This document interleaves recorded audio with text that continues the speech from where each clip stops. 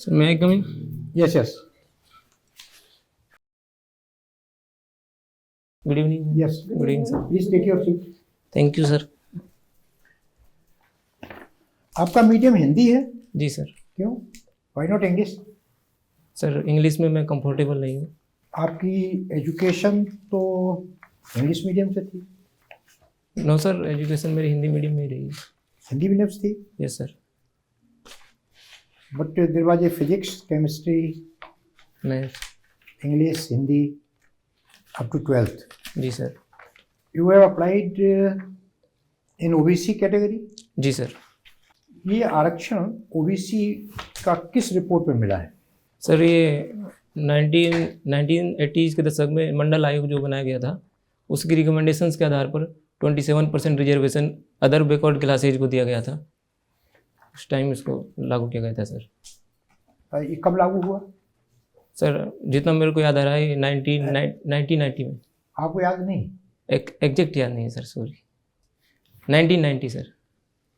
तो ऐसे मत बोला करिए कि मुझको जहाँ तक मुझको याद है, जी सर. क्योंकि जो आप बोलेंगे वो अपनी याददाश्त पे ही बोलेंगे. जी सर. मतलब आप दूसरे की याददाश्त पर नहीं बोलेंगे. तो इंटरव्यू में ये नहीं बोला जाता है. जी. ठीक है ना? तो ये what was the name who submitted the report? जिन्होंने रिपोर्ट सबमिट की उनका क्या नाम था? सर याद नहीं है. क्यों? उसका आप लाभ लेने जा रहे हैं. You should know his name. Sorry sir, पढ़ना पड़ेगा. नहीं, इसमें पढ़ने की क्या बात है? आप 27% रिजर्वेशन में अप्लाई किया है, ठीक है ना? और आपको ये नहीं मालूम किसकी रिपोर्ट थी वो? सर ये मंडल आयोग में मंडल आयोग का नाम क्या था? Who was the person who submitted the report? Mandal आयोग जो था ना, जी सर. मंडल आयोग कोई नहीं. नहीं, वो चेयरपर्सन सर मेरे को नहीं याद. कोई हिंदुस्तान में मंडल आयोग नाम की कभी कोई चीज हुई है क्या? आप बताइए. सर हो सकता है ये इनफॉर्मल शब्द हो. आप हमको बताइए. हाँ, आप बताइए, कोई भी मंडल आयोग के नाम से कोई आयोग बना? सर हो सकता है ये इनफॉर्मल शब्द हो, लेकिन मैं मतलब जितना याद कर रहा हूँ मंडल आयोग ही हमने इसके बारे में पढ़ा है. और इसके चेयरपर्सन कौन थे सर, इसके लिए मैं माफ़ी चाहता हूँ. मुझे याद नहीं, तो मालूम होना चाहिए. बेसिक चीज़ें हैं ये सब. बेसिक चीज़ें जो आपको जिसका फ़ायदा लेने जा रहे हैं. जैसे आप अपने अल्लाह को जानते हैं ना? जी सर. ठीक है ना? तो ये भी दूसरा अल्लाह है जो हमको फ़ायदा देने जा रहा है, जिसने हमको पैदा किया और जो हमको काम देने जा रहा है. सर तो उस अल्लाह का तो नाम याद रखिए ना आप. जरूर पढ़ेंगे इसके बारे में. पढ़ लीजिए. ये आपसे पूछा जा सकता है तो आप you will in hot water otherwise. ठीक है. मंडल आयोग कोई आयोग नहीं था मंडल आयोग के नाम से. ठीक है. ये नेशनल पिछड़ा वर्ग आयोग था, राष्ट्रीय पिछड़ा वर्ग आयोग. उसके चेयरमैन थे बीपी मंडल, मिस्टर बीपी मंडल. ठीक है. तो मिस्टर बीपी मंडल की रिपोर्ट थी जिस पे आरक्षण लागू हुआ. ठीक है. तो जो आयोग था वो पिछड़ा वर्ग आयोग था. जी सर. तो मंडल आयोग नहीं है. मंडल आयोग कुछ भी नहीं था. तो आपकी लैंग्वेज जो है ऑर्डिनरी टॉकिंग लैंग्वेज नहीं होनी चाहिए. Okay sir. You are going to be officer class 1. तो अगर आप ऐसे गांव वाली भाषा में, सड़क छाप भाषा में बोलेंगे तो वो भी रिकॉग्नाइज यू. Sorry sir. इसका ये आरक्षण आपको संविधान की किस धारा के तहत मिल रहा है? किस आर्टिकल के तहत मिल रहा है? सर आर्टिकल 15 के तहत सरकार को ये अधिकार है कि वो देश में जो पिछड़ा वर्ग है उसको उसके सोशली और एजुकेशनली डेवलपमेंट के लिए आरक्षण का प्रावधान कर सकती है सर. और उसी के तहत आर्टिकल 16 में भी जो सरकारी पदों पर आरक्षण का प्रावधान किया गया है, उसी के तहत सरकार ने सर इस प्रोविजन को लागू किया है. आर्टिकल 16 कहता है there shall be no discrimination between on the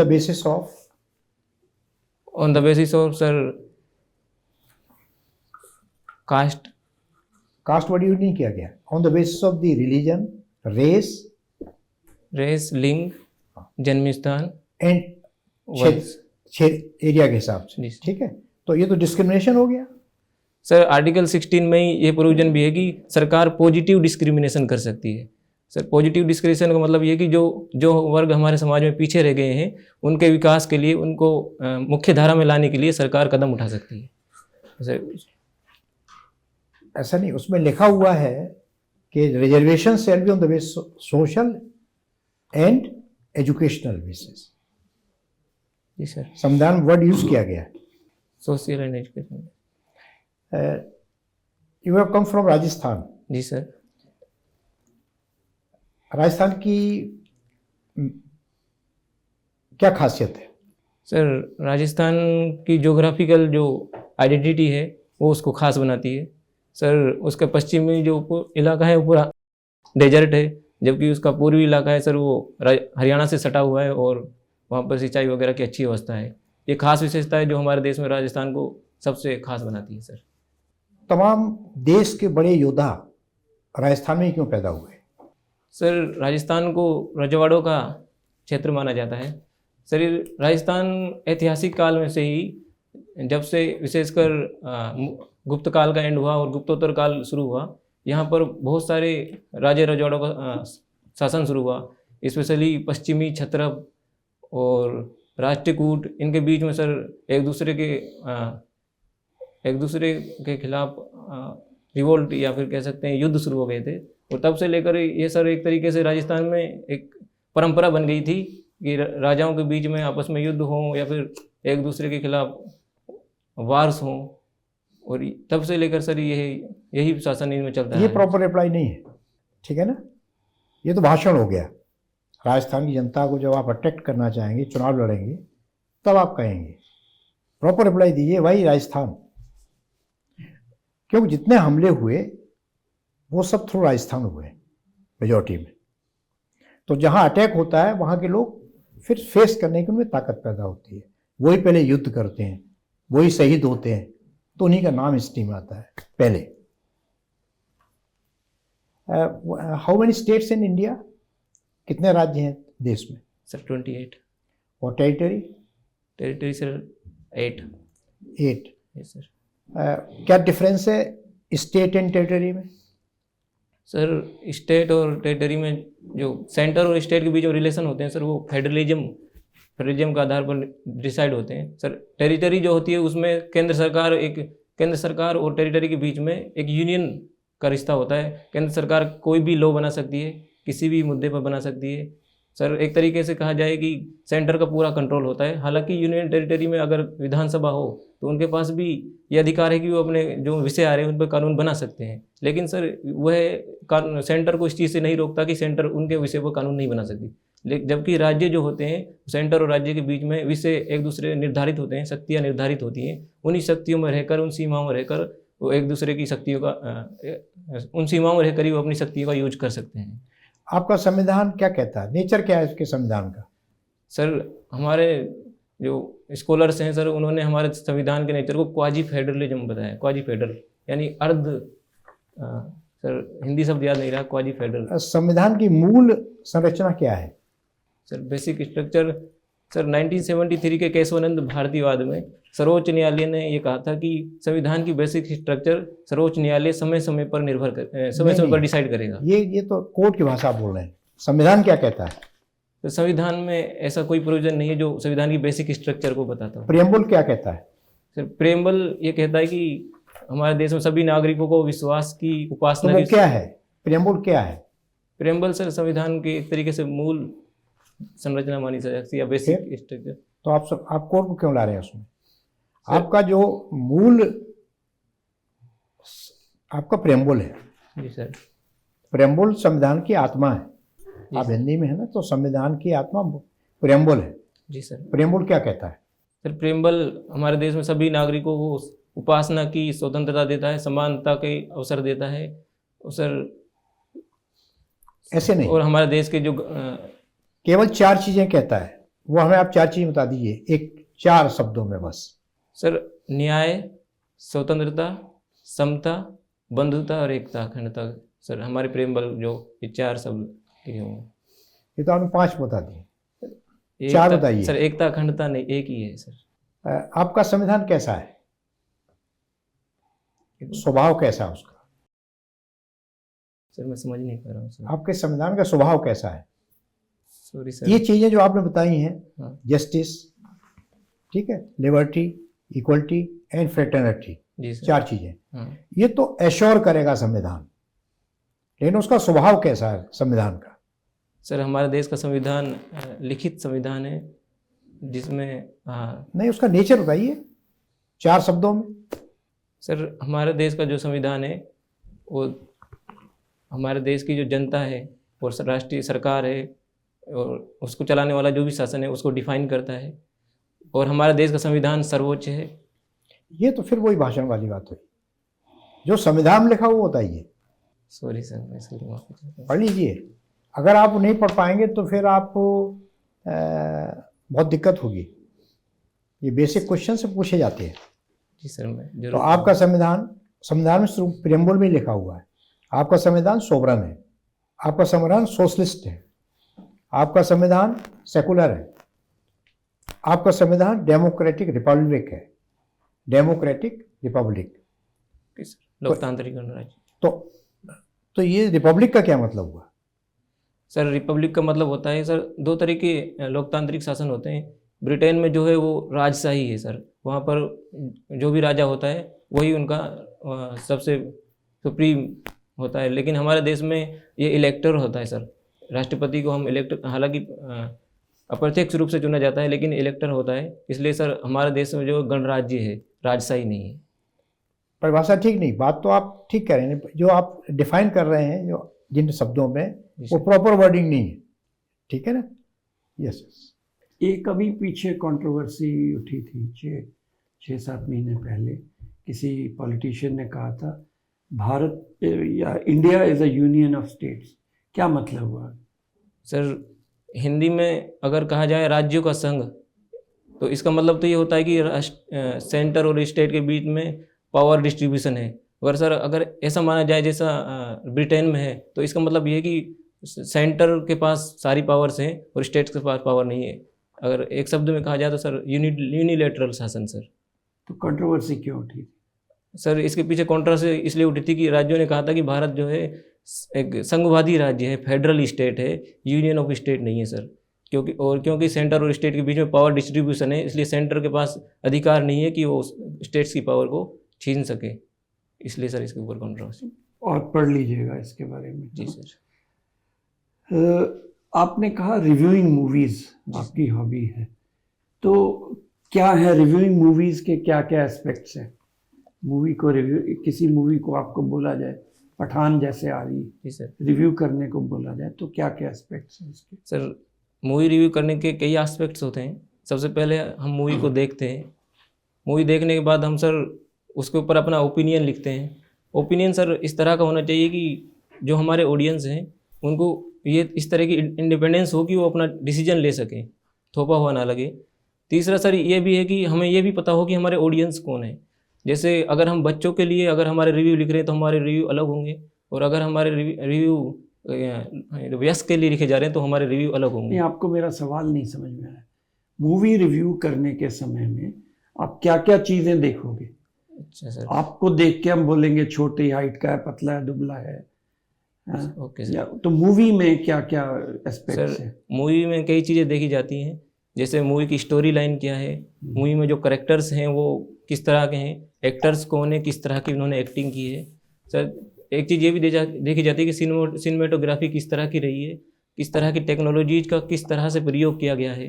ये सब चीज़ें सर मूवी रिव्यू में मायने रखती हैं। ठीक है, चलिए। आपके इलाके में मदरसे हैं? सर हैं सर। हैं? क्या फ़र्क है मदरसा एजुकेशन में और फॉर्मल एजुकेशन में, क्या फ़र्क है? सर मदरसा एजुकेशन और फॉर्मल एजुकेशन में फ़र्क ये है, मदरसों में इस्लामिक एजुकेशन भी दी जाती है, हालांकि स्कूल भी दी जाती है कि ही दी जाती है? ही नहीं है सर, स्कूल एजुकेशन भी देते हैं मदरसा। अच्छा। इसलिए मैं कह रहा हूँ। हालांकि और फॉर्मल जो एजुकेशन होती है इसमें इस्लामिक एजुकेशन नहीं दी जाती, सिर्फ जो हमारी मॉडर्न एजुकेशन इसी को ही दी जाती, इसी को कितने प्रतिशत बच्चे लगभग जाते होंगे मदरसा में पढ़ने के लिए, मदरसों में सर भारत में, या आपके राजस्थान स्टेट में देख लें तो फॉर्मल एजुकेशन की बजाय उधर जाते होंगे? सर एग्जैक्ट डाटा के लिए मैं क्षमा चाहता हूँ, पर जितना मेरा आइडिया है उसके अनुसार जो गरीब जो बच्चे हैं मुसलमानों में सर वो मदरसा में जाते हैं, जो स्कूल्स को अफोर्ड नहीं कर सकते सर। आपको लगता है मदरसा एजुकेशन में कुछ इम्प्रूवमेंट होने की ज़रूरत है? जी सर। क्या क्या क्या इम्प्रूवमेंट हो सकती है? सर मदरसा में फॉर्मल एजुकेशन को, स्पेशली जो मॉडर्न एजुकेशन है उनको इनकलकेट किया जा सकता है। इसका सर फ़ायदा ये होगा कि गरीब बच्चे जो मदरसा में जाते हैं वो इस्लामिक एजुकेशन के साथ साथ मॉडर्न एजुकेशन को भी इनकलकेट कर सकेंगे। इसके लिए सर कुछ उनके करिकुलम में चेंज किए जा सकते हैं, जो स्टडीज़ की जाती है उनको थोड़ा मॉडर्न किया जा सकता है, और सर उनको इंफ्रास्ट्रक्चर बिल्ड किया जा सकता है। इन सब बदलाव मुझे ऐसा लगता है कि किए जाने चाहिए सर। ये जो अचानक ड्रग्स आने लग गए हैं जी सर। सी पोर्ट से, जी सर। क्यों हो गया ये शुरू अचानक? पहले तो कभी नहीं सुने। सर ड्रग्स अगर पोर्ट से ड्रग्स का आने का मुख्य उद्देश्य सर ये है कि पोर्ट्स से इनको लाना आसान है।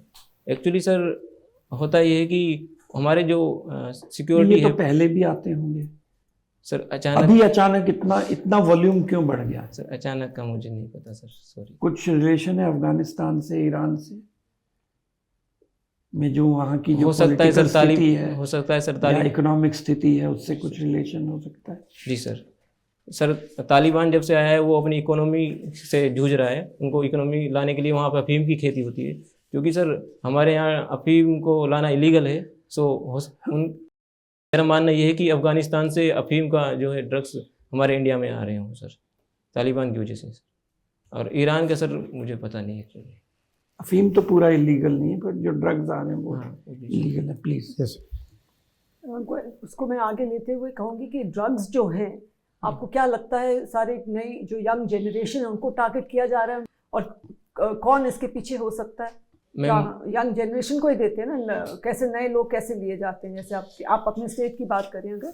मैम ड्रग्स जो है अगर यंग्स के बीच में जा रहे हैं तो एक्चुअली सर मैम हमारी जो सोसाइटी है उसमें कुछ इस तरह से चेंजेज आ रहे हैं कि युवा लोग जो है ड्रग्स लेना पसंद करते हैं। एक तरीके से फैशन भी बन गया है। जहाँ तक इनके पीछे का मामला है मैम, हमारे यहाँ ऑर्गेनाइज क्राइम जैसे कि हर विकसित देश में होता है, एक लाइन होती है ऑर्गेनाइज क्राइम की, वो हमारे देश में भी है। और वो ऑर्गेनाइज क्राइम के तरीके से पूरी जो लाइन है वो हमारे देश में युवाओं तक सप्लाई होते हैं। स्पेशली मैम जो पंजाब राज्य है वो इस ड्रग समस्या से जूझ रहा है। और मेरा मानना यही है कि जैसे विकसित देशों में भी ड्रग्स की समस्या बहुत ज़्यादा है, जैसे जैसे कोई भी देश विकसित होता है उसमें ड्रग्स की समस्या बढ़ती है, क्योंकि मैम युवाओं के बीच में ड्रग्स का कंजप्शन बढ़ता चला जाता है। इसको लीगलाइज करने से फ़र्क पड़ेगा? मैम ड्रग्स को लीगलाइज करना, मेरा मानना ये है कि इनको लीगलाइज नहीं करना चाहिए। लीगलाइज करने का मतलब ये है कि हम युवाओं को ये अवसर दे रहे हैं कि वो ड्रग्स ले सकते हैं। रेगुलेट कर सकते हैं, रेगुलेशन बना दें, ओपनली अवेलेबल ना करें, लीगल कर दें उसको फॉर सर्टेन सर्कमस्टेंसेस। मैम मेरा विचार ये है कि अगर हम इसको लीगलाइज करेंगे उसका भी इतना ज़्यादा अंतर नहीं आने वाला है, क्योंकि जो चीज़ हमें इलीगल उपलब्ध हो सकती है उसमें ये भी लूप होल्स है कि हम रेगुलेशंस का भी मिसयूज करें या फिर रेगुलेशन भी इतना काम ना कर पाएँ, क्योंकि जब हम इलीगल ही नहीं रोक पा रहे तो रेगुलेशन हो सकता है हम रेगुलेट भी नहीं कर पाएँ उनको। लेकिन आप जैसे अगर IAS में आपका फर्स्ट चॉइस है और अगर आप किसी एरिया में वहाँ पे इंचार्ज हैं और आप देख रहे हैं अपनी आंखों से कि कैसे ये इलीगल जो भी कहिए, ये जो ड्रग्स का माफिया है जो आता जा रहा है और जो ड्रग्स को सप्लाई कर रहा है, उसको रोकने में आप क्या करेंगे? कुछ कर पाएंगे यू थिंक? और क्या कर पाएंगे?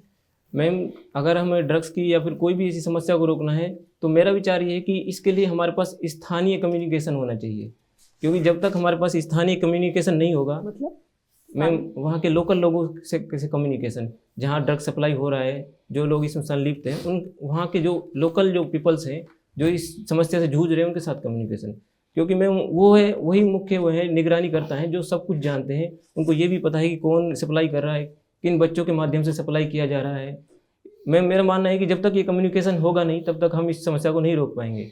एज ए डीएम मैं सबसे पहले स्थानीय जो जनता है उसके साथ कम्युनिकेशन करना चाहूँगा। इसके लिए हो सकता है कोई ऑनलाइन पोर्टल या फिर वहाँ जाके कुछ फीडबैक वगैरह जैसा कुछ।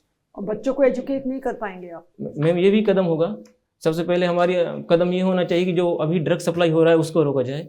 उसके बाद ये भी होगा कि वहाँ पे स्कूल इंफ्रास्ट्रक्चर डेवलप किया जाए और जो बच्चे इसमें संलग्न हैं उनको सबसे पहले बाल जो गृह हैं उनमें डालकर एजुकेशन में इनकलकेट किया जाए ताकि वो इस समस्या से निकल सकें। और सर मैम जो गरीब परिवार इसमें संलिप्त हैं उनको रोजगार की या कुछ ऐसे अवसर उपलब्ध कराए जाएँ ताकि वो इस तरह की इलीगल एक्टिविटीज़ में संलिप्त ना हो। और जो माफिया है उसको टारगेट नहीं कर पाएंगे आप? मैम उनको तो टारगेट करना ही है, एक्चुअली सप्लाई करने वाले तो वही हैं, स्थानीय कम्युनिकेशन। उनको पकड़ने की ज़्यादा ज़रूरत है ना? जी मैम, उनको स्टॉप करने की ज़रूरत है। जी मैम, जी मैम। स्थानीय कम्युनिकेशन का सबसे बड़ा फायदा यही होगा कि उनके माध्यम से हम उन माफियाओं तक पहुंच सकेंगे जो सप्लाई कर रहे हैं। उसके बाद मैम जो लीगल कार्रवाई है वो तो करनी ही है, सबसे पहले उनका फाइन करना है काम। और जैसे आपका इलाका जो है बॉर्डर ज़्यादा दूर नहीं है, अलवर से कितना दूर है आपका बॉर्डर? पाकिस्तान वाला? पाकिस्तान बॉर्डर मैम पाकिस्तान वाला बॉर्डर दूर है, हम मान सकते हैं 700 किलोमीटर 800 किलोमीटर। और कितने वहाँ पे इलीगल आपके यहाँ भी होती है इलीगल माइग्रेशन पाकिस्तान इलीगल से? माइग्रेशन मैंने मैम कभी नहीं सुना। हम पढ़ते रहते हैं ना, क्रॉस बॉर्डर करे गए, बॉर्डर से इधर आ गए झुक करके, तो वो कुछ आपके यहाँ तक अलवर में है इफेक्ट उसका? नहीं मैम। और राजस्थान बॉर्डर के बारे में आप जानते हैं, वहाँ आते रहते हैं लोग आए दिन? हो सकता है मैं वहाँ आते हूँ, कभी मैंने स्पेशल इसके और बारे में। अगर आप वहाँ पे पोस्टेड होंगे तो इसको कैसे आप बंद कर सकते हैं? और क्या ये इलीगल माइग्रेशन जो हो रही है, जी क्या मैम। ये सरकारी तौर पे रोकी जा सकती है, या आपको लगता है कि नहीं लोकली आप कुछ कर पाएंगे अगर आप वहाँ पोस्टेड हैं? मैम अगर मैं वहाँ पोस्टेड हूँ तो सबसे पहले वही स्थानीय लोगों के साथ कम्युनिकेशन इस्टेब्लिश करके लोकली जो पीपल है उनसे पूछा जाएगा कि किस तरह के लोग यार किस काम के लिए यहाँ पर माइग्रेट कर रहे हैं, ताकि हम ये भी पता लगा सके कि हमारी नेशनल सिक्योरिटी के लिए तो कोई खतरा नहीं है। दूसरा मैम अगर इससे पॉसिबल हुआ कि हमारी जो बाउंड्रीज है उनको फेंस किया जा सके और इस तरह की इलीगल एक्टिविटी का पता लगाया जा सके, तो सबसे पहला हमारा कदम यही हुआ कि वहाँ फेंसिंग की जाए और इस तरह के इलीगल जो माइग्रेंट्स हैं उनका पता लगाया जा सके, और ताकि वो लोग और हमारे देश में ना आए। तीसरा मैम सरकार के स्तर पर कदम होना ही चाहिए कि इस तरह के माइग्रेंट्स सरकार बात करे पाकिस्तान सरकार से, जहाँ से भी आ रहे हैं, कि वो माइग्रेंट्स हमारे देश में ना आए। और जो पाकिस्तान कहता है कि हम ये टेररिज्म को सपोर्ट करते हैं और इंडिया को कश्मीर में हम ये कश्मीर हमारा है और हम जो टेरर मचाए रखते हैं, तो क्या इंडिया पाकिस्तान बात कर सकते हैं इसको रिजॉल्व करने के लिए? क्योंकि वो तो मानते नहीं, वो तो कहते हैं हम किसी को नहीं भेज रहे हैं, और हम कहते हैं जब तक आप टेरर रोकेंगे नहीं, ये सपोर्ट नहीं बंद करेंगे, क्योंकि स्टेट वहाँ का स्पॉन्सर करता है वहाँ पे, तो हम ये कहते हैं। तो आपको क्या लगता है इसका कोई सोल्यूशन निकल सकता है? मैम अभी तक भारतीय सरकार की पॉलिसी ये रही है कि जब तक पाकिस्तान सरकार आतंकवाद को भारत में नहीं रोकेगी या कहीं और भी नहीं रोकेगी, तब तक हम पाकिस्तान सरकार से टॉक नहीं करेंगे। मैम हम इससे पहले भी कई सरकारों ने पाकिस्तान सरकार से इस मुद्दे पर बात करने के प्रयास किए हैं, लेकिन कुछ खास रिजल्ट्स आए नहीं हैं। मेरा मानना यही है कि जब तक पाकिस्तान इस तरह की एक्टिविटीज़ में आना बंद ना हो जाए या इस तरह एक्टिविटीज़ को प्रोत्साहित करना बंद ना कर दे, तब तक हमको हमारी बाउंड्रीज को ध्वंस करना चाहिए और बातचीत का मार्ग अभी नहीं अपनाना चाहिए, क्योंकि अभी मैम इससे पहले हमारे रिजल्ट यही रहे कि इसका कुछ खास परिणाम नहीं आए हैं। और बांग्लादेश से भी और कंट्री से भी सब आते रहते हैं, अफ़गानिस्तान से भी आ जाते हैं काफ़ी लोग, और सब जगह से आ जाते हैं इलीगल। तो उसका क्या इलीगल माइग्रेंट्स, वैसे अगर आप देखा जाए हिस्ट्री में जाएंगे तो इंडिया में हमेशा पनाह दी गई है। कोई भी जो रेफ्यूज लेने आते हैं या माइग्रेंट्स आते थे, हमेशा हमने पहले उनको रेफ्यूज देते थे, लेकिन अब हम इतना नहीं उसकी तरफ करना चाहते। क्या आपको क्या लगता है, क्या पॉलिसी होनी चाहिए? ये लोग आते हैं, many of them are economic migrants, तो क्या हमें देना चाहिए, उनको अलाउ करना चाहिए या नहीं अलाउ करना चाहिए? मैम अभी भारत की जो जनसंख्या है वो 1.4 बिलियन के आसपास पहुंच गई है, क्योंकि जैसा कि हम मैम देख रहे हैं कि हमारी जनसंख्या खुद भी संसाधनों के स्कैरिसिटी से जूझ रही है। दूसरा मैम ये भी है कि सरकार जैसा मानती है कि इससे सिक्योरिटी को भी खतरा रहता है, तो हम कुछ ऐसे रेगुलेशंस या फिर इस तरह की प्रोसीजर ला सकते हैं जिसमें इलीगल माइग्रेंट्स का पता लगाया जा सके, और जो भी सरकार है जहाँ से भी आ रहे हैं उनकी सरकार से हम बातचीत करके कुछ इस तरह के एग्रीमेंट्स भी कर सकते हैं जिसमें इस तरह के प्रवासियों को वापस ले जाने का कोई प्रोसीजर हो। मेरा वो तो मानते ही नहीं हम बाहर के हैं, वो तो कहते हैं हम यहीं के हैं। मैम इसके लिए हम चाहिए कि हम उनकी अच्छी से पहचान कर सकें। पहचान अगर हो पाएगी वो किस देश के हैं और वो यहाँ किस लिए आए हैं, तो फिर मैम वेरी ऑफन आप लोग पेपर्स, आप लोग मीनिंग डीएम्स वगैरह उनको पेपर्स भी दे देते हैं पॉलिटिकल क्लास की वजह से, सुनने में आता है। मैम इसका हमें प्रोसीजर और लॉ एंड ऑर्डर हमारा अच्छा होना चाहिए, तभी हम कुछ कर पाएंगे। अगर हम वो साबित ही कर देंगे कि वो देश के सिटीजन है तो हम कुछ भी नहीं कर पाएंगे। ओके आकिब जी सर। एनसीआर और एनसीटी में क्या अंतर है? Sir NCR means national capital region, sir NCT means national capital territory. अच्छा, डिफरेंस क्या है? सर नेशनल कैपिटल रीजन ज़्यादा वाइड है, इसमें राजस्थान के कुछ, हरियाणा के कुछ, यूपी के ज़िले आते हैं, जबकि नेशनल कैपिटल टेरिटरी में सर दिल्ली और आसपास के सिटीज आते हैं। आसपास के सर जैसे दिल्ली से जो बिल्कुल संलग्न सिटीज हैं, जैसे कि? जैसे sir Noida, I think, sir मैं क्लियर नहीं हूँ इतना। चलो, आप हिस्ट्री के स्टूडेंट हैं सर ग्रेजुएशन में रहा है तो थोड़ा बहुत पढ़ लिया होगा ना ग्रेजुएशन में? सर, थोड़ा कुछ याद है कि नहीं? छोड़ दो, कैंसिल कर दो हिस्ट्री। पूछ सकते हैं सर आप। पूछ सकता हूँ? श्योर? परमिशन है? जी सर। अच्छा, बढ़िया है। चलो, हाल के समय में गृह मंत्री और प्रधानमंत्री ने अहोम किंगडम के बारे में बात किया था, अहोम साम्राज्य। जी सर। इसके बारे में कुछ बताइए हमें। सर अहोम साम्राज्य 16-17 सेंचुरी में औरंगजेब के टाइम पे एग्जिस्ट करता था। उस टाइम मुगल्स से इनके कॉन्फ्लिक्ट भी होते, और एक वार में इन्होंने मुगल्स को डिफीट भी किया था। एक ही वार में? सर अब हो सकता है ज़्यादा बार में क्या हो, पर जो मोस्ट कितने बार डिफीट किया मुगल्स को? सर नोट याद नहीं। अच्छा, इनकी खासियत क्या थी? वॉर सर, फाइटिंग में इनका कुछ खासियत था? सर इसलिए मुगल को हरा पाए, 16 बार हराए। सर इनकी खास बात ये थी कि ये नेवी में बहुत ज़्यादा ताकतवर थे, जबकि मुगल जो साम्राज्य था उसके पास नेवी नहीं थी। इस नेवी पावर होने के कारण ही सर ये मुगल्स को डिफीट करने में सक्षम रहे थे। मेनलैंड इंडिया में नेवी का इस्तेमाल कहाँ होता है? इसीलिए तो सर मेनलैंड मुगल्स जब वहाँ नॉर्थ ईस्ट में फाइट करने के लिए गए थे, तो उनके पास, नॉर्थ ईस्ट में नेवी कहाँ है? सर उनके पास नेवल पावर थी।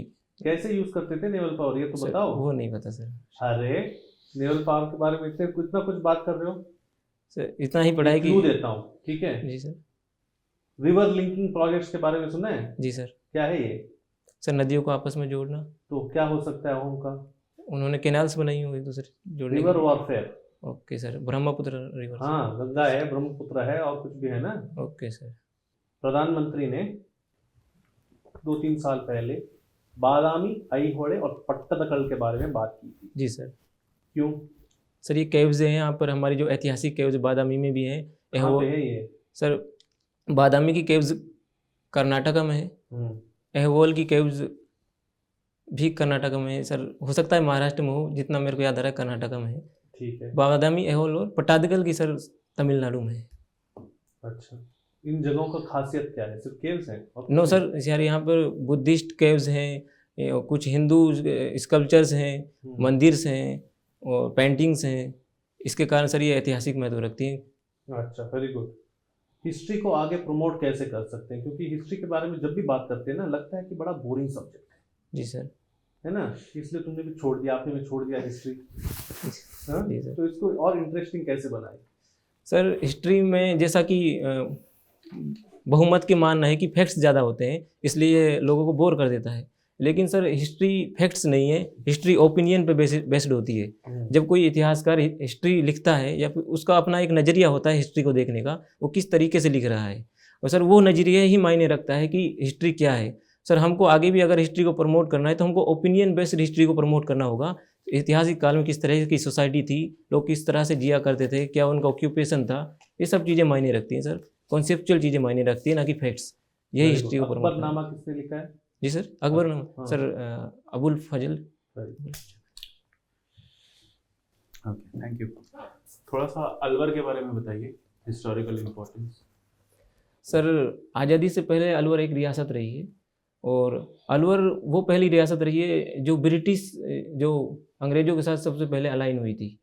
सर अलवर में कुछ ऐतिहासिक मंदिर भी हैं, जैसे बिरला मंदिर, कुछ किले हैं जैसे बाला किला, और सर वहाँ पर श्रीशैल झील भी है जहाँ पर पर्यटक बहुत ज़्यादा जाते हैं। तो ये जो बाला किला की आप बात कर रहे हैं, जी सर। इसकी स्थापना किसने की थी, इस रियासत की और किले की?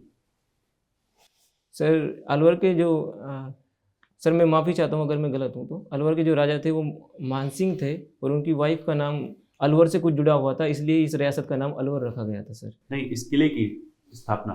किले की स्थापना सर, बाला किला। किला मैं क्लियर नहीं हूँ, शायद मानसिंह। अच्छा अच्छा, आपका बीए में सब्जेक्ट सोशियोलॉजी भी रहा है? जी सर। दुरखाई में पढ़ा है आपने? सर सोशियोलॉजी मेरा 2020 में ग्रेजुएशन हुआ था, और सोशियोलॉजी एमिली दुरखाई में पढ़ा था? नहीं सर। चलिए छोड़ते हैं। मूवीज़ बहुत देखते हैं आप? जी सर। जामताड़ा देखा था? जामताड़ा जामताड़ा नहीं सर, नेटफ्लिक्स पे आया था, नहीं। नहीं आया। एक नया जामताड़ा बन रहा है देश में, एक ऐसी लोकेशन, एक नया जामताड़ा आता जा रहा है जो ऑर्गेनाइज क्राइम के लिए जाना जाता है। जैसे भी आप थोड़ी देर पहले ऑर्गेनाइज क्राइम की बात कर रहे थे, कुछ आइडिया है कहाँ बन रहा है? Sorry sir. चलिए, अगर आप अलवर जिले के एसपी हैं, जी सर। ठीक है, और आपको ये पता चलता है कि आपका जो जिला है, क्योंकि वो उसके लगभग उसके सीमा पे 2 अलग अलग प्रांत हैं, एक है उत्तर प्रदेश पास ही में है, जी सर। दूसरा है गुड़गांव, मतलब दूसरा है हरियाणा। हरियाणा। अब मेवात का जो इलाका है और उत्तर प्रदेश का जो इलाका है, वहाँ से लोग आते हैं, क्राइम करते हैं, या फिर आपके यहाँ के जो साइबर नेटवर्क है जी या सर। जो मोबाइल फोन के टावर्स हैं, उसको यूज करके साइबर क्राइम किया जा रहा है। जी सर। आप उस साइबर क्राइम को कैसे रोकेंगे? सर हमारे समाज में अभी पिछले कई सालों से क्या हुआ है कि OLX या फिर और भी जैसे कोई वेबसाइट्स हैं, उनका यूज करके युवाओं ने उसको पैसे कमाने का माध्यम बना लिया है। सर एक्चुअली हमारे जो मेवात में बेरोजगारी, गरीबी बहुत ज़्यादा है और एजुकेशन भी बहुत कम है। और सर एग्रीकल्चर इतना बेनिफिशियल रहा नहीं है कि वो एग्रीकल्चर पर रिलाई हो सके, तो उनको ये एक ऐसा माध्यम मिला है जिसमें वो बिना कोई फाइनेंशियल रिस्क के बहुत ज़्यादा पैसा कमा सकते हैं।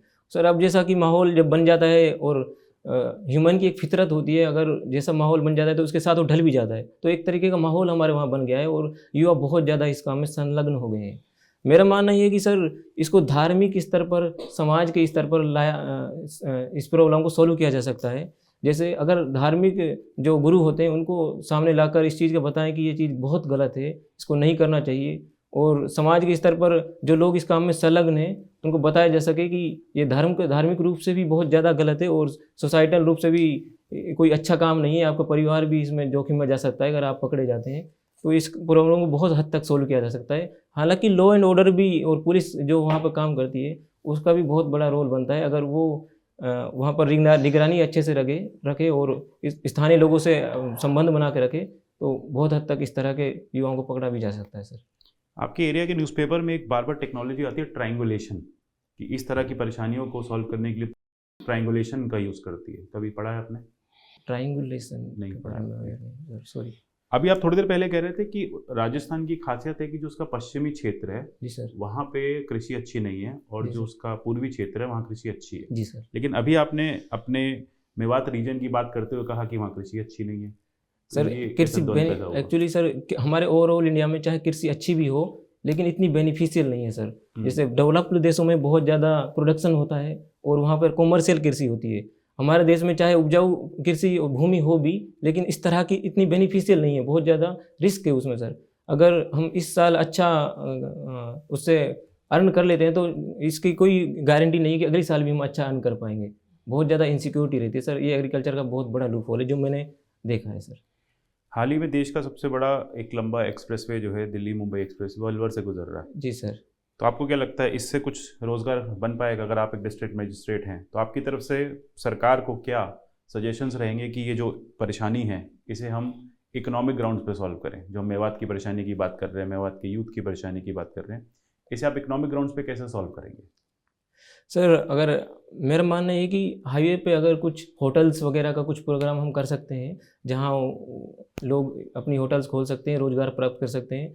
इसके अलावा सर जो ये मार्ग गुजर रहा है, अगर इस मार्ग पर हम स्कूल वगैरह या फिर कुछ इस तरह का इंफ्रास्ट्रक्चर डेवलप कर सके जो रोज़गार देनी तो हो सकता है इसमें कुछ लोग इसमें संलग्न हो जाएं। तो स्कूल से हालांकि कैसे रोजगार मिलेगा? हालांकि सर मैं इसमें क्लियर नहीं हूँ कि किस तरह की रोज़गार गतिविधि हम इसमें ला सकते हैं सर एक्चुअली। मिस्टर खान, जी सर। अब हम लोग फीडबैक पे आते हैं। जी सर। आपका कब है इंटरव्यू? Sir 16 Feb. 16 फेब। तो आपको एक तो अपने को तैयार करना पड़ेगा, जितने कमीशंस हैं आज देश में उनके हेड के बारे में और कमीशन से काम क्या है। जी सर। आप अभी से तैयारी शुरू कर दीजिए। जी सर। ठीक है। दूसरा, जैसे आपसे पूछा गया था कि रिजर्वेशन वाला इशू, जी ओबीसी वाला, जी सर। तो अपनी आप तैयारी कर लीजिए। ओके। तीसरा आपका ये होगा कि अभी सवर्णों में भी रिजर्वेशन हुआ है। जी सर। ईडब्ल्यूएस। ठीक है, उस पर तैयारी कर लीजिए, उस पर कौन जजमेंट क्या है। ठीक, ये तैयारी करिए। और नेशनल इंटरनेशनल अफेयर्स पे आप क्लियर नहीं है, बहुत ज़्यादा नहीं करना है। आप जो ब्रॉड फीचर्स हैं आप अपना नोट करिए और उनको तैयार करिए, टाइम बहुत है आपके पास। जी सर। कॉन्स्टिट्यूशन के बारे में आप जरूर तैयार कर लीजिए, जी सर। जो इम्पोर्टेंट प्रोविजंस हैं जिन पर टेढ़ी चर्चा हो रही है जी सर। उनको आप तैयार कर लीजिए। जी sir. Nature of the constitution, ठीक है, प्रियम्बल क्या है उसका, जो आज जिन जिन इश्यूज पर चर्चा हो रही है जी सर। वो संविधान कहाँ पर है, ठीक है। तो ये अगर आप तैयार करेंगे तो आपका इसमें जो आपका इंटरव्यू है उसमें ये सारी चीज़ें पूछी जा सकती है। जी सर। ठीक है, बाकी चीज़ तो आपका अपना पर्सनैलिटी है, कैसे उसको एक्सप्लेन करते हैं। जी सर। हेलो, अगर आप IPS हो जाते हैं, IS हो जाते हैं, IFS हो जाते हैं, जी सर। तो जब वहाँ पहुँचेंगे तब क्या करेंगे, वो आपका एक विज़न होगा अपना। लेकिन आप ये चीज़ आपको क्लियर होना चाहिए अभी से। जी सर। ठीक है, be ready, best of luck. मेरा ये ऑब्जर्वेशन है कि अगर आपकी अपीयरेंस नीट नहीं है, समझ रहे हो मेरी बात, अगर एक प्रॉपर हेयर कट और शेव वगैरह करके रखो तो आपको, मुझे लगता है कि इससे आपकी लुक भी और कॉन्फिडेंट होगी।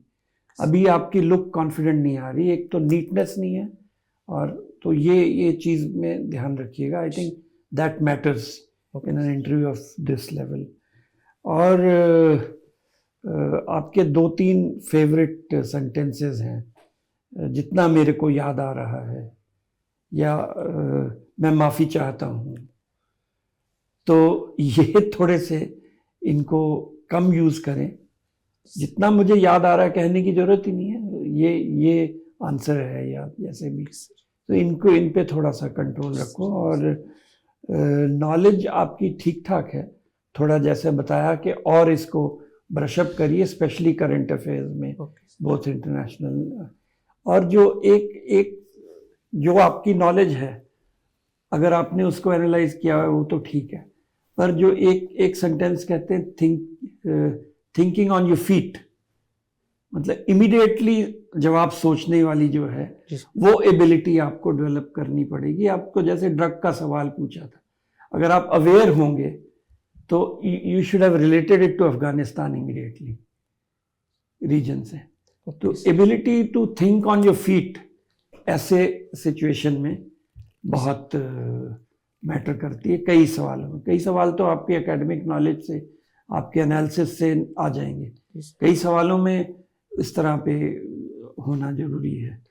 जो स्पॉन्टेनियस आंसर दिमाग में, अगर आपने उन चीज़ों को पढ़ा होगा तो वो आपको आ जाएगा समझ में। आकिब, वेरी गुड, ठीक है, ज़्यादा टेंस होने की ज़रूरत नहीं है, लेकिन जैसे कि सबने कहा है, थोड़ा बहुत अपीयरेंस वगैरह ना क्लीन लगना चाहिए, ठीक है। ऑफिसर बनने जा रहे हो, ऑफिसर की तरह लगना चाहिए। इंजन जो है डीजल इंजन है, शुरू बहुत धीमी हुई थी लेकिन बीच में पिकअप कर गया, अच्छी बात है ये। जैसे कि ड्रग्स के बारे में बात कर रहे थे, अगर कुछ आइडिया नहीं है ना, वहीं पे बोल दो कि आई डोंट नो, निकल जाओ ना वहाँ से। बाद में जैसे लीगलाइज, रेगुलेशन, वो सब पोर्शन जो था अच्छा किया उस पोर्शन में, लेकिन ये अफगानिस्तान और ईरान का कनेक्शन अगर बन ही नहीं पा रहा था तो अटेम्प्ट क्यों किया? जी सर। समझ गए? जैसे कि मान लो कि आज 30 प्रश्न पूछे गए, 30 का उत्तर दिया तुमने, सारा अटेम्प्ट नहीं करना है, जो आपको पता है सिर्फ वो अटेम्प्ट करना है। अच्छी बात है कि बादामी के बारे में, आइवोड़े के बारे में, अहोम के बारे में, इन सब चीजों के बारे में जानकारी है, लेकिन बहुत सुपरफिशियल है, एक लाइन का जानकारी है, उसके बाद आता ही नहीं है कुछ। कम से कम उसका तो थोड़ा बहुत नॉलेज होना चाहिए, थोड़ा ब्रशअप टाइम है, क्योंकि ऐसा मौका दोबारा नहीं मिलेगा। आपके पढ़ाई में घुस जाओ और कर लो, कंप्लीट कर लो इस बार, फरवरी 16 तक जितना हो सकता है कर लेना, क्योंकि अभी 6 हफ्ते हैं, टाइम है ना। तो you'll do well, don't worry, all the best. If I may, sorry, add one thing, drugs का जो अभी नया इनिशिएटिव भी लॉन्च किया है पीएम ने, उसके बारे में पढ़ लीजिए, और other schemes of the government, उनके बारे में आपको जानकारी होनी चाहिए। हमने क्वेश्चंस नहीं पूछे उस पर, बहुत सारी स्कीम्स हैं जो सरकार की हैं, उनके ऊपर आप प्लीज़ थोड़ा उस पर नॉलेज रखिए, क्या स्टेटस है। जैसे Beti Padhao, Beti Bachao, Beti Padhao, and many other such scheme, social schemes जो हैं, स्वच्छ भारत वगैरह, उनके बारे में नॉलेज थोड़ा अपना ब्रशअप करके रखें। सेम यही है, जो थोड़ा सा अपडेट होके आई है, क्योंकि आप ये नहीं कह सकते मैंने सोशियोलॉजी का क्वेश्चन पूछा तो सोशियोलॉजी मेंशन है, तो फिर बोर्ड में अगर कोई मेंबर है सोशियोलॉजी बैकग्राउंड से तो बहुत इंटरेस्टेड होगा वो आपसे इस बारे में वार्तालाप करने में। दूसरा ये कि जो आप आंसर पे आ रहे हैं उसको आने के लिए एक बहुत लंबी थ्योरी बिल्ड कर रहे हैं। इंटरव्यूअर इतने टाइम नहीं देंगे आपको सुनने के लिए। जैसे मैंने आपसे, चलो आपको जामताड़ा नहीं समझ में आया, जब मैंने आपको एग्जैक्टली क्राइम बता दिया तो उस क्राइम की प्रॉब्लम तक आते आते आपको बड़ा लंबा समय लगा। आपने पहले पूरी थ्योरी बिल्ड करी कि OLX पे ऐसा हो रहा है, वैसा हो रहा है। आइडियली सीधी सी बात है, चाहे OLX से हो रहा है, कहीं से हो रहा है, साइबर क्राइम पे हमें बात करनी है। आपका आंसर फिर भी सेटिस्फैक्ट्री नहीं था कि आप एक एरिया के SP हैं, आप उस साइबर क्राइम को कैसे एड्रेस करेंगे, ठीक है। तो वो थोड़ा, क्योंकि ये सारी चीज़ें ना हमारे सिलेबस का भी पार्ट है। इंटरनल सिक्योरिटी हम मेंस में जब लिखते हैं तो इसका तो रेडी आंसर होना चाहिए कि मैं ये 5 चीज़ें करूँगा, गवर्नमेंट ऑफ इंडिया की ये टेक्नोलॉजी है, नेत्रा है, ये सारे इश्यूज़ हैं, उससे हम सॉल्व कर लेंगे। तो आंसर थोड़ा स्पेसिफिक बनाओ, ऐसा लगे कि UPSC का कैंडिडेट आंसर दे रहा है, बहुत जेनरिक नहीं। मतलब बहुत ज़्यादा ऐसे चर्चाएं हैं लेकिन वो क्रक्स हर आंसर में मिसिंग है जो UPSC ढूंढ रही है। Sir mister Khan, you are modern by religion. जी सर। इंटरव्यू में आपसे बाबरी मस्जिद से लेकर के, ठीक है, बनारस, काशी, मथुरा, ये सारे प्रश्न पूछे जा सकते हैं। इस पर आप तैयारी कर लीजिए और कोर्ट के डिसीजंस क्या हो रहे हैं वो भी तैयारी कर लीजिए। आपको 5 जजेस बेंच सुप्रीम कोर्ट है, डिसाइड किया राम जन्मभूमि इशू को, ठीक है, उस पर तैयारी कर लीजिए। रिसेंटली आपके काशी और मथुरा, इस पर भी अपना क्लियर कर लीजिए बिल्कुल, क्यों निश्चित पूछा जाएगा, जरूर करेंगे। ठीक है। और आपके अपने व्यू क्या है और नेशनल इशू क्या है, और फैक्ट्स, हाँ, फैक्ट्स facts. क्लियर होना चाहिए। Facts should must be clear. जब फैक्ट्स क्लियर हो तभी आप अपना व्यू देंगे, ठीक है। और ध्यान रखिए, जैसा आपने कहा कि लगे कि हाँ you are going to be officer, ठीक है। अभी तो ऐसा लगता है कि अगर आपको कोई सिलेक्ट करेगा तो कहेगा कि हम किसी अधिकारी को नियुक्त कर रहे हैं या किसी हीरो को नियुक्त कर रहे हैं, hero of the film, sorry sir. ठीक है। तो बी केयरफुल। और इन सारे सब्जेक्ट जो करंट इश्यूज हैं उनको आप तैयार करिए, टाइम बहुत है आपके पास। All the best. Thank you sir, thank you.